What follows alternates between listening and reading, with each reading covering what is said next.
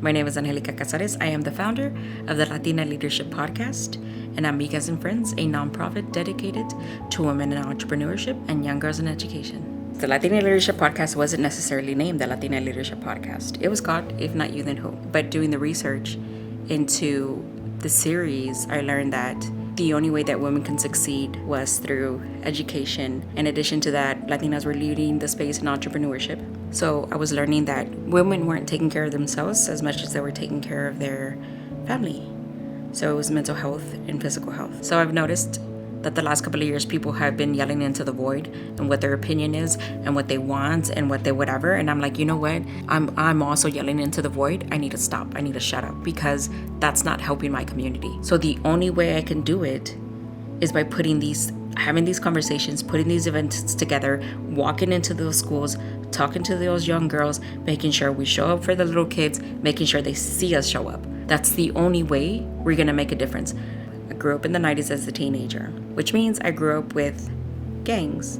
One of the things that I've mentioned before to Edgar, my son, Juan, my husband, and other friends was like, I had to know how to throw gang signs. I wasn't even in a gang, but I had to know how to throw gang signs just in case. My relationship with my sister and my mom, I think, are the only two really close relationships I had in regards to my family. So Erica, because she was 2.5 years older than me, she got a lot of the brunt of what it was like growing up in a very poor family. When I turned 15, the only thing I got was cake, and it was cake that Erica bought for me. I had friends around. That was the first time anybody had ever bought me cake. So I had never celebrated my birthday, and it was only until Erica did it for me. I guess that's a really good indication as to the kind of closeness me and Erica had. So when I lost Erica, I lost a lot of my placement was in my family.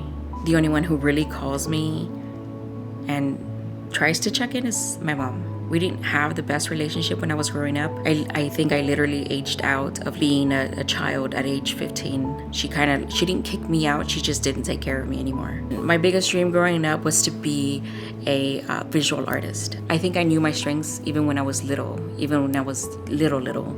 I knew who I was. And so I still tell people, I know who I am. I know how good I am at what I do. And I'm not good at a lot of things, but I'm really good at creating things. If I could not craft, if I could not be myself, then I literally have nothing.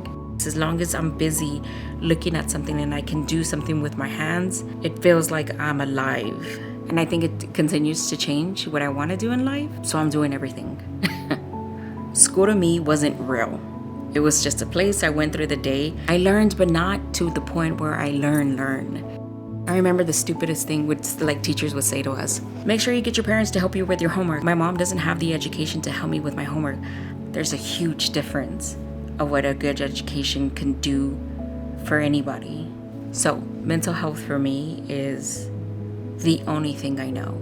It's plugged into my DNA because my first panic attack was at 13. I thought I was dying because it turns out I have OCD. Because I could not get on a plane until about 3 months ago because of my anxiety. The term is agoraphobic, where you stay at your house for months on end. And I would just sit there on the couch looking at the door, hoping I didn't have to go pee, because on my way to the restroom, I'd have panic attacks. I didn't know there was something wrong with me.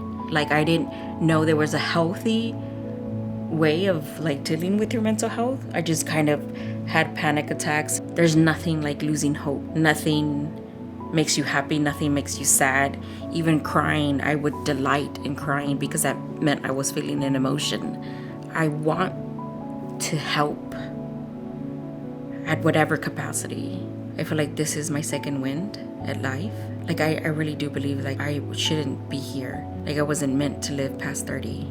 I think I find my faults faster, and I'm happy I do. My mission is to show action.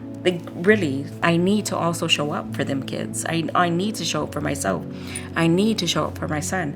I need to show up for my friends. What I'm doing today, somebody else is going to pick up that baton and continue to do the work. At least one person. My ideas, several.